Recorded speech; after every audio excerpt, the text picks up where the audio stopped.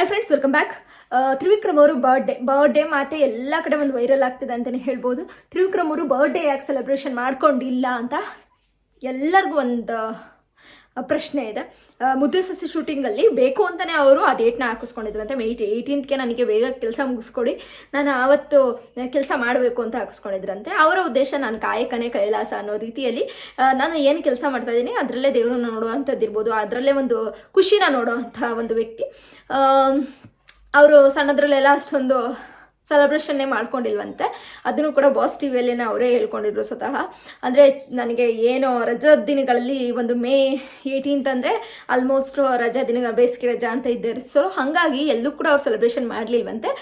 ಸಿರಿ ಕೆರಿಯರ್ಗೆ ಬಂದ ಮೇಲೆ ಸೀರಿಯಲ್ಸ್ಗಳು ಬಂದಾಗ ಸೊ ಹಾಗಾಗಿ ಅವಾಗ ಫ್ಯಾನ್ಸ್ಗಳು ಸೆಲೆಬ್ರೇಷನ್ ಮಾಡೋಕ್ಕೆ ಸ್ಟಾರ್ಟ್ ಆದರು. ಆಮೇಲೆ ಅಲ್ಲಿರುವಂತಹ ಏನು ಅವರ ಒಂದು ಕೋ ಆರ್ಟಿಸ್ಟ್ಗಳು ಸೆಲೆಬ್ರೇಷನ್ ಮಾಡೋಕ್ಕೆ ಅಂತ ಸ್ಟಾರ್ಟ್ ಮಾಡಿದ್ರು. ಅವರು ಪದ್ಮಾವತಿ ಸೀರಿಯಲಲ್ಲೂ ಕೂಡ ಅದೇ ರೀತಿ ಮಾಡೋರಂತೆ.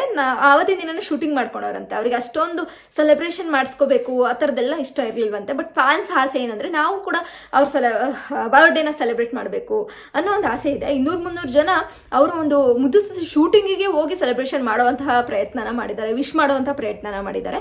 ನಿಜವಾಗ್ಲೂ ತ್ರಿವಿಕ್ರಮ್ ಅವರ ಫ್ಯಾನ್ಸ್ ಹ್ಯಾಟ್ಸ್ ಆಫ್ ಅಂತ ಹೇಳ್ತೀನಿ. ಅಷ್ಟು ಇಷ್ಟಪಡ್ತಾರೆ. ತ್ರಿವಿಕ್ರಮ್ ಅವ್ರ ಬರ್ಡೇ ಬೇಡ ಅಂತ ಹೇಳ್ಬಿಟ್ಟು ಒಂದು ಶೂಟಿಂಗಲ್ಲಿ ಬ್ಯುಸಿ ಆದ್ರೂ ಕೂಡ ಅಲ್ಲಿ ಫ್ಯಾನ್ಸ್ಗಳು ಬಿಟ್ಟಿಲ್ಲ, ಅಲ್ಲೂ ಹೋಗಿ ಒಂದು ಕೇಕ್ ಕಟ್ ಮಾಡಿಸಿರ್ಬೋದು, ವಿಶ್ ಮಾಡೋದಿರ್ಬೋದು, ಅಲ್ಲಿ ಕೂಡ ಮಾಡಿದ್ದಾರೆ. ಬಟ್ ತ್ರಿವಿಕ್ರಮ್ ಅವ್ರಿಗೆ ಒಂದು ಗುರಿ ಏನಪ್ಪ ಅಂದರೆ ನಾನು ಲೈಫಲ್ಲಿ ಒಂದು 6 ಪ್ಯಾಕ್ನ ಮಾಡ್ಕೋಬೇಕು, ಈ ವರ್ಷಕ್ಕೆ ನಾನು 6 ಪ್ಯಾಕ್ ಮಾಡ್ಕೋಬೇಕು ಅಂತಲೂ ಕೂಡ ಹೇಳಿದರು. ಮತ್ತು ಈ ವರ್ಷ ಒಂದು ಸಿನಿಮಾನೂ ಕೂಡ ಕಂಪ್ಲೀಟ್ ಮಾಡಬೇಕು, ಹಾಗೆ ಈ ಒಂದು ಮೆಗಾ ಸೀರಿಯಲನ್ನು ಕೂಡ ತುಂಬಾ ಚೆನ್ನಾಗಿ ಹಿಟ್ ಆಗಬೇಕು ಅನ್ನೋದು ಆಸೆ ಕೂಡ ತುಂಬಾ ಇದೆ. ಈ ವರ್ಷ ಒಂದು ರೆಸಲ್ಯೂಷನ್ ಅಂತ ಇಟ್ಕೊಂಡಿದ್ದಾರೆ. ಬಟ್ ಮದುವೆ ಅಂತ ಬಂದಾಗ ಈ ವರ್ಷ ಮದುವೆ ಹಾಕ್ತಾರೆ ಅನ್ನೋ ಒಂದು ಎಲ್ಲ ಗೊಂದಲಗಳಿಗಿತ್ತು. ಬಟ್ ಈ ಗೊಂದಲಗಳಿಗೆ ಒಂದು ಉತ್ತರನ ಕೊಟ್ಟರು ಅಂತಲೇ ಹೇಳ್ಬೋದು. ಈ ವರ್ಷಕ್ಕೆ ಸದ್ಯಕ್ಕೆ ನಾನು ಮದುವೆ ಅಂತ ಪ್ಲಾನ್ ಏನೂ ಇಟ್ಕೊಂಡಿಲ್ಲ. ಸದ್ಯಕ್ಕೆ ನನಗೆ ಇವಾಗ ಅವಕಾಶಗಳು ಬಂದಿದೆ. ಇಷ್ಟು ದಿನ ಕೆಲಸ ಅಲ್ಲದೇ ಕೂತ್ಕೊಂಡಿದ್ದೆ ಗುರು, ಈಗ ಬರ್ಡೇ ಅಂತ ಸೆಲೆಬ್ರೇಷನ್ ಮಾಡ್ಕೊಳಕ್ಕೆ ಹೋದ್ರೆ ಏನಾಯಿತು, ನನಗೆ ಆಗೋದಿಲ್ಲ. ನನಗೆ ಇಷ್ಟು ದಿವಸ ಖಾಲಿ ಕೂತಿದ್ದೆ, ನಾನೀಗ ಬರ್ಡೇ ಸೆಲೆಬ್ರೇಷನ್ ಮಾಡ್ಕೊಳಕ್ಕೆ ಅಂತ ಹೋದರೆ ಇವತ್ತಿನ ಕೆಲಸ ಬಿಟ್ಟು ನಾನು ಕೂತ್ಕೊಳೋದಕ್ಕೆ ಸಾಧ್ಯ ಇಲ್ಲ. ಸೊ ಹಾಗಾಗಿ ನನ್ನ ಕೆಲಸಗಳ ಜೊತೆನೇ ನನ್ನ ಒಂದು ಸೆಲೆಬ್ರೇಷನ್ನ ಮಾಡ್ತೀನಿ ಅನ್ನೋದು ತ್ರಿವಿಕ್ರಮ್ ಅವರ ಉದ್ದೇಶ. ಹಾಗಾಗಿ ಇವರು ಬರ್ಡೇ ಸೆಲೆಬ್ರೇಷನ್ ಮಾಡಿಲ್ಲ.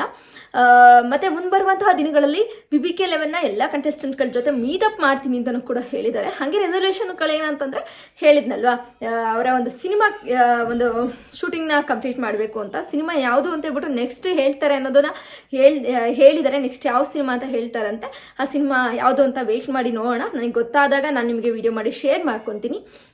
ಮತ್ತು ತುಂಬಾ ಸಿಂಪಲ್ ಹುಡುಗ ಅಂತ ಹೇಳ್ತೀನಿ. ಆ ಪಂಜೆ ಶರ್ಟಲ್ಲಿ ಅಲ್ಲಿ ಇರುವಂತಹ ಸೆಟ್ಟಿನ ಒಂದು ಮುದು ಸೊಸೆ ಸೆಟ್ಟಲ್ಲೇ ಅಲ್ಲಿ ಬಂದಿದ್ದಂತಹ ಫ್ಯಾನ್ಸ್ ಜೊತೆ ಕೇಕ್ ಕಟ್ ಮಾಡಿದ್ದಾರೆ. ತುಂಬಾ ಸಿಂಪಲ್ ಗಾಯ ಅಂತಲೇ ಹೇಳ್ಬೋದು. ಬಟ್ ಎಲ್ಲರ ಮೇಲೆ ಒಂದು ಪ್ರೀತಿನ ಇಟ್ಕೊಂಡಿರುವಂತಹ ಹುಡುಗ. ಮತ್ತು ಮದುವೆ ಅಂತ ವಿಷಯಕ್ಕೆ ಬಂದರೆ ನಾನು ಈ ವರ್ಷ ಮದುವೆ ಆಗೋದಿಲ್ಲ. ಸೊ ನನಗೆ ಒಂದು ಲೈಫಲ್ಲಿ ಸೆಟ್ಲ್ ಆಗಬೇಕು ಅಂತಿದ್ದೆ, ಕೆಲಸ ಮಾಡಬೇಕು. ಅಟ್ಲೀಸ್ಟ್ ಇವಾಗ ಕೆಲಸಗಳು ಬರ್ತಾ ಇದೆ, ಅವ್ರಿಗೆ ಒಂದು ಕೆಲಸಗಳು ಹುಡ್ಕೊಂಡು ಬರ್ತಾ ಇದೆ. ಸೊ ಹಾಗಾಗಿ ಆ ಕೆಲಸಗಳಲ್ಲಿ ಮಗ್ನನಾಗ್ತೀನಿ ಹೊರತು ಸದ್ಯಕ್ಕೆ ಮದುವೆ ಅನ್ನೋದನ್ನ ಆಮೇಲೆ ಇಡ್ತೀನಿ ಅಂತಲೂ ಕೂಡ ಹೇಳಿದ್ದಾರೆ. ಮತ್ತು ಸುಮಾರು ಜನ ಪ್ರಪೋಸಲ್ ಕೂಡ ಬರ್ತಾ ಇದೆಯಂತೆ.